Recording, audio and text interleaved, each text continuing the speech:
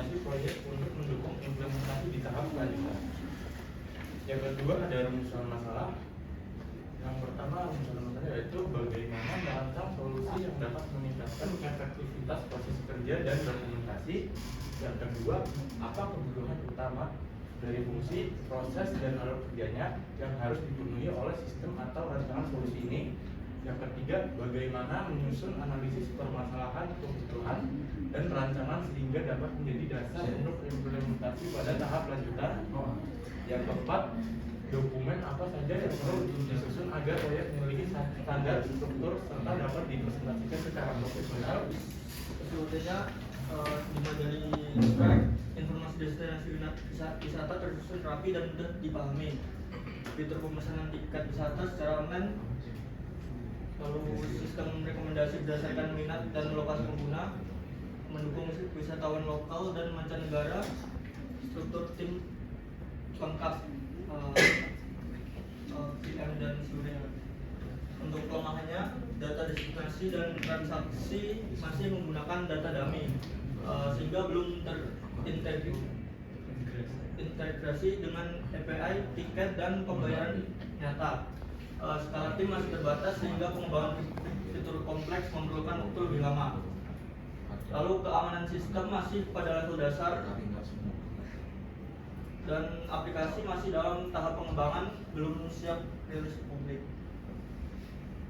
Untuk peluangnya, pertumbuhan digitalisasi pariwisata Indonesia sangat pesat. Banyak destinasi wisata daerah belum memiliki platform digital terintegrasi. Peluang kerjasama dengan pengelola wisata, UMKM, dan dinas pariwisata. Minat wisatawan asing terhadap destinasi Indonesia terus meningkat, dan dukungan pemerintah terhadap transformasi digital sektor pariwisata. Untuk ancamannya, persaingan di situ ada menampilkan destinasi populer atau halaman utama kita itu menampilkan hero gambar dari destinasi. Selanjutnya ini ada halaman destinasi. Di sini ketika kita akan mencarikan wisata itu kita bisa masuk ke halaman destinasi. Di sini ada kategorinya juga. Oke, next.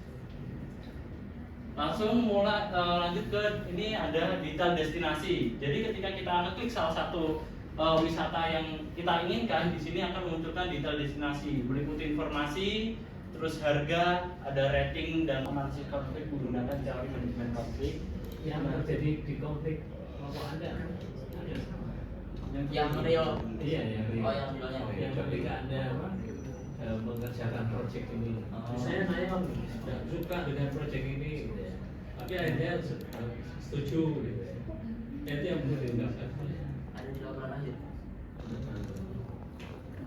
Itu bukan konflik simulasinya ya, Pak? Iya. Apa baik-baik aja atau Enggak. Tentang financial projection-nya, di sini ada proyeksi transaksi dan pendapatan. Di tahun pertama kita rencana menjual 4.900 tiket. Nah, sebelumnya itu pendapatan kita itu dari 7% setiap penjualan tiket. Kita rata-ratain harga tiketnya itu 50.000, jadi keuntungan bersihnya itu 3.500 per tiket. Nah, pada tahun kedua ada kenaikan transaksi jadi 7.300. Tahun-tahun berikutnya juga ada kenaikan. Nah, ini pendapatan per tahunnya. Lanjut. Nah, struktur biayanya. Jadi Travelis ini ada dua struktur biaya. Yang pertama itu pengembangan awal, yaitu investasi senilai 15 juta untuk membangun fondasi teknologi yang solid secara in-house. Yang kedua biaya operasional. Ini biaya operasional ini berarti berkelanjutan terus-terusan. Ini 25 juta per tahun untuk menjaga keberlangsungan layanan dan operasional. Lanjut ke rincian biaya pengembangan awal. Jadi pengembangan awal ini sekali bayar ada pengembangan aplikasi, keterangannya ini tools, resource, teknis, deployment 7 juta, desain UX 3 juta, dan infrastruktur awal dan setup server 5 juta. Total pengembangan awal 15 juta. Ketiga pengerjaan proyek Travelis terjadi konflik antara UI UX designer dan programmer terkait implementasi desain halaman pembelian tiket. Konflik muncul ketika UI UX designer menambahkan fitur berupa filter destinasi berdasarkan harga dan popularitas yang sebelumnya tidak tercantum dalam ruang lingkup proyek. Fitur tambahan tersebut menuntut perubahan struktur data pada bagian backend dan menambah kompleksitas logika sorting. Developer menolak mengimplementasikannya karena dianggap di luar skop dari ininya, berpotensi mengganggu timeline dan tidak realistis dalam batasan prototype.